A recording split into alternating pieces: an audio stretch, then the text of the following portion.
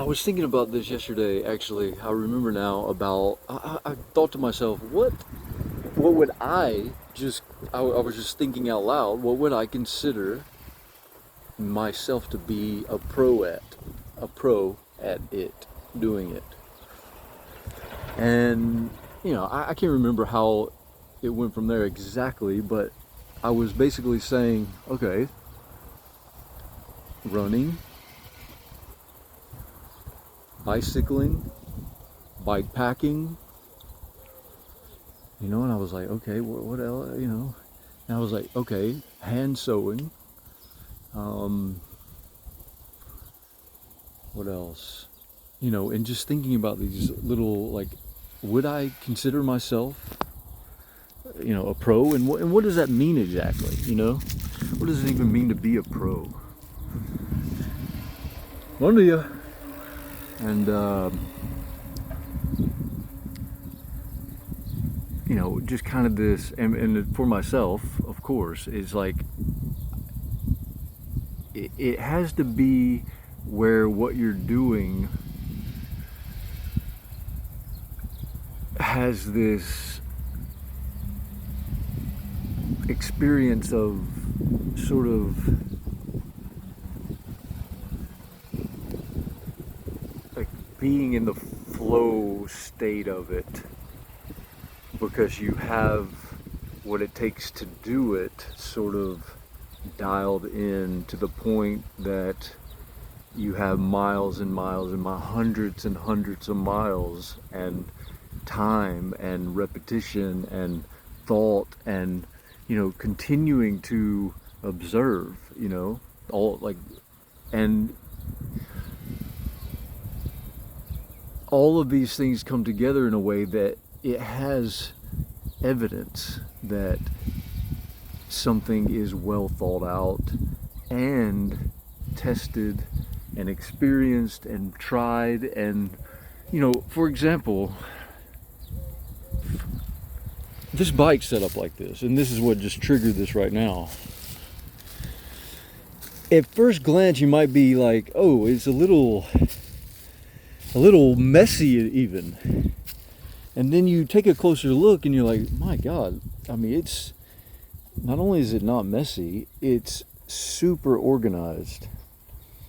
Everything has its way of being there, and it goes together the same way every time, and it gives me the confidence to just ride and not worry about what's there.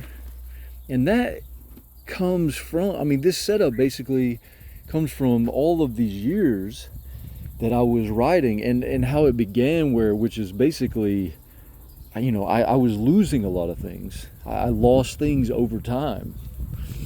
And, you lose and you lose and you lose and you lose. I mean, and that really is it. You gotta sort of be trying enough to where you end up losing quite a lot, because you're kind of pushing your own boundaries, and you're getting uncomfortable, and you're maybe doing things that you're not really wanting to do, like on a superficial level, but you're driven somehow through it for whatever reason, and that part is a really sort of, it's hard to say why that might happen, because anyway, so if it can happen in any way, then how are you going to determine actually the actual, the reason behind it? Okay. So it's got this front pocket, it's flat, then it's just in sections, and because everything is flexible, you can sort of get into everything quite easily, and everything's a little slippery, so everything will come out quite. This is my wallet, so I need it closed, but I need to be able to get to it, Then everything's got a zipper in case you need it, but I never use it. And you sort of keep everything in the same place, all the little bags, notebook, and it's just like super easy to get to.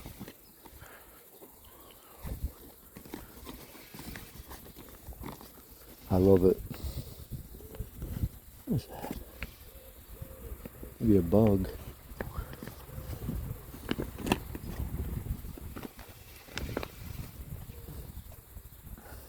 So anyway, these ideas about how to practice and get better at something. You know, what do we get better at?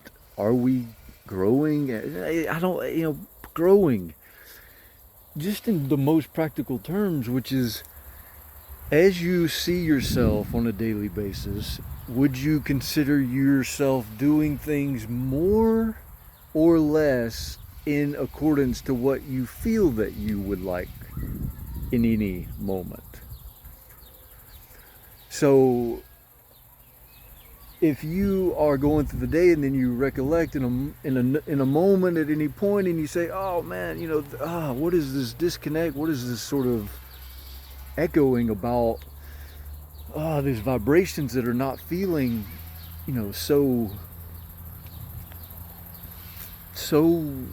clean, so clear, so sort of vibrating this joyful vibe, versus something that's like you sort of not the amplitude, but the rhythm of sort of negativity, which is sort of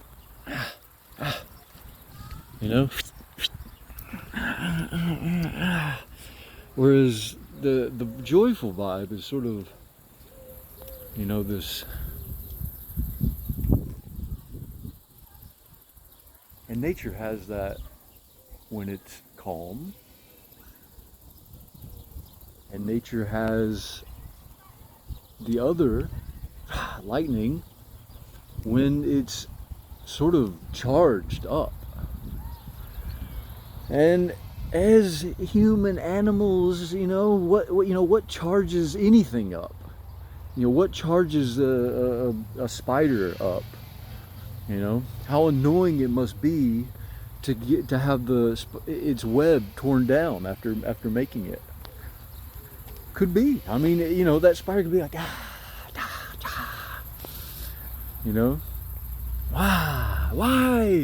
why humans? Why big creatures that I can't understand? Why? I mean, that's what we would be pissed, in a way. You can imagine being pissed. Do spiders get pissed? It's hard to say. We know humans do. Humans get belligerently pissed. Don't do that to me. Don't you do that to me. I don't know if... What do you see there? You're not as important as you think. I mean, that really is... I feel like it's such that anyone really can understand. Now, they might interpret it as in, something negative, which is like, well, you're not as important as you think. Well, I already think I'm not important, so, you're telling me that I'm less important than I think, And the other people will be like, I don't do that. I don't think I'm more important than I think. I already got that down. Oh, goodness. And who is this? Who is this? I'll give you one hint. I find this subject quite fascinating. A reason, like my rationalization for me about continuing with it in terms that are not just narcissistic in, that I might find something out, is that it seems to go along with how the human brain, like the reasoning for being, the surviving the reasoning for being. I mean, I wouldn't say there is a reason for being, but in terms of a survival organism, how the central processing unit, how it processes it, how it solves for variables, how it can put together. I forgot about this. How good is that?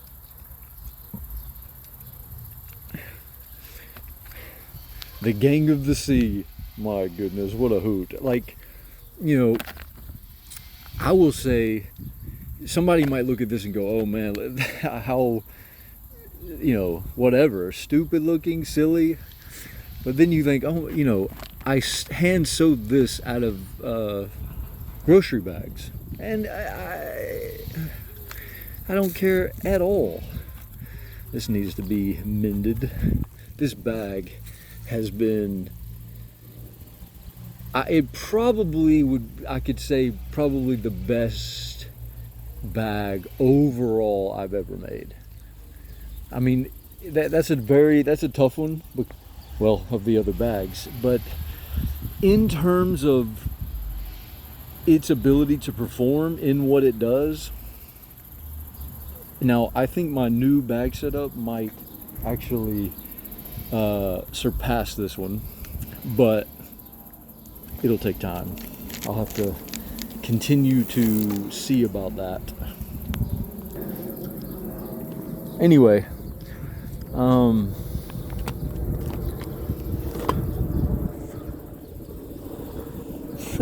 pingo dos. You're not as important as you think you are. And then, and this started off with talking about, what do you think that you're pro at? I mean, you think in a way, and this I think is what gives people this inclination to sort of go against anybody that they know who might try to embody a sort of Zen-like being.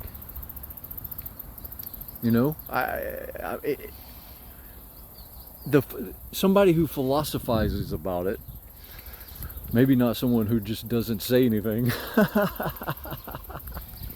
Somebody that's just Zen and lives their life and doesn't actually philosophize about it. I mean, maybe not. I mean, probably. I mean, there wouldn't be that to say. And then a Zen might say, yeah, well, it'll be something else. It has to be something. It will be something. This is just sort of this philosophy, and like I say, in not a narcissistic way, it's just fascinating. If we've been doing this sort of contemplating and philosophizing and sort of being in the space of possible practice, what's happening? It seems, if you look at history, it's like we know, but we don't seem to like really embody it. It sort of like varies off into this, what is the most important, and it's like not thinking about the now and just being in what I have to do and taking it as a reactionary scenario, basically, where you're just sort of reactionary and you're like, I'm going to heaven and I'm going to die, but I can't think about it. And then when I'm thinking about it, I don't know how to handle it. And here I am, and, and somebody's doing this to me, and, and I don't know what I'm going to do. And, what am I going to do? How am I going to handle this next moment? But it doesn't even get to that contemplation. It's just and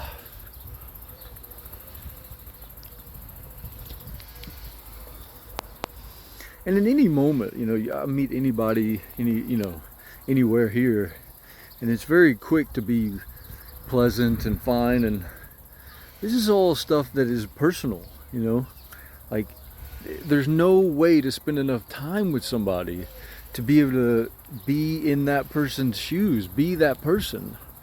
And so that person, think about it.